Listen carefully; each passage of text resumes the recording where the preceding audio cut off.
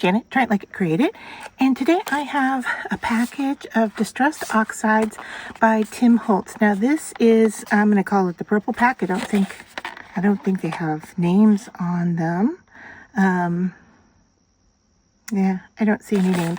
But anyway, these are blues and purples. I went ahead and ordered mine from Michael's, and I had a gift card. So that's how I purchased mine, and I'll put a link down below to them.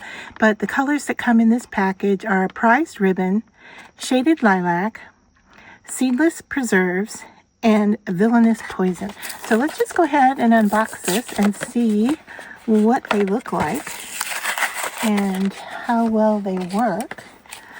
So you can see here I'm really ripping into the package with you. And I see not only do they have the names on the front, but also on the back. Let's see if I can focus for you. There you go. So you can see, not sure what all the coding is, but if you know, maybe you find that helpful. Let's see with another one next to it. C1T. So I'm guessing that means tones. Maybe cyan for C, blue for B. This one says blue. This one is actually a violet color, but it has C, so I'm not sure about that. But I'm guessing that has to do with the range. This one is blue 5T. So I'm guessing that it has to do with the range of color. So there's the 4. Get rid of the packaging. And let's just do a little swatch of each one. Oh, goodness, getting them open. So here's what they look like. They look just like the larger ones, and I'll pull out some large ones here in just a second. We'll take a look. This one you can see is a little crooked, but maybe because it's so small. I don't know, but we'll go ahead and just give it a smushy there. So we'll just run down the palette.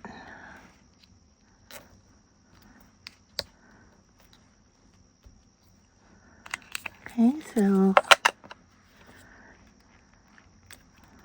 interesting that we're not getting full coverage, but they're not, I guess they're not meant to stamp this way either, but I don't know.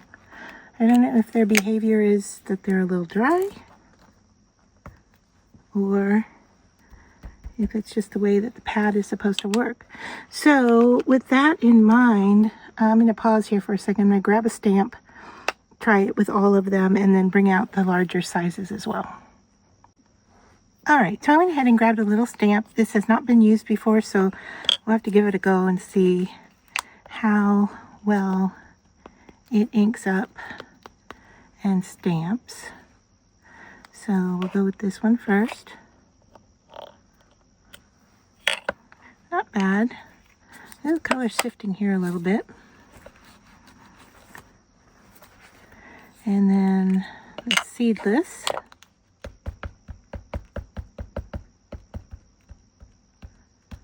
All right, it looks like I have decent coverage on my stamp, but it is kind of bubbling up as well. So, all right.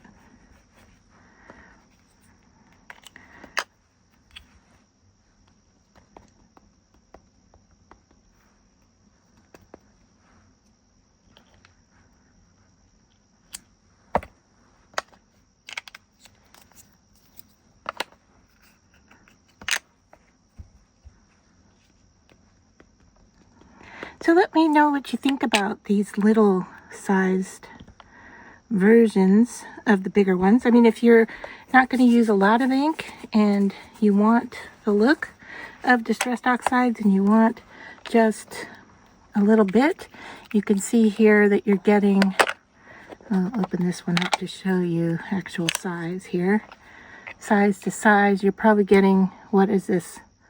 I'm going to say it's a 1/4. You're getting a 1/4 of the large size,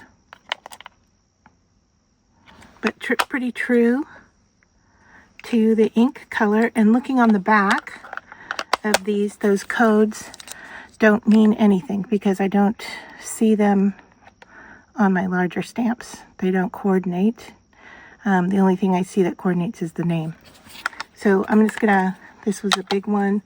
I'm just gonna stamp it off to the side here, and you can see the coverage of that. Might be a little bit better. And then seedless preserves. These are the only two large ones I have of this set. So you can see how similar they are. And this one, I'll stamp over here.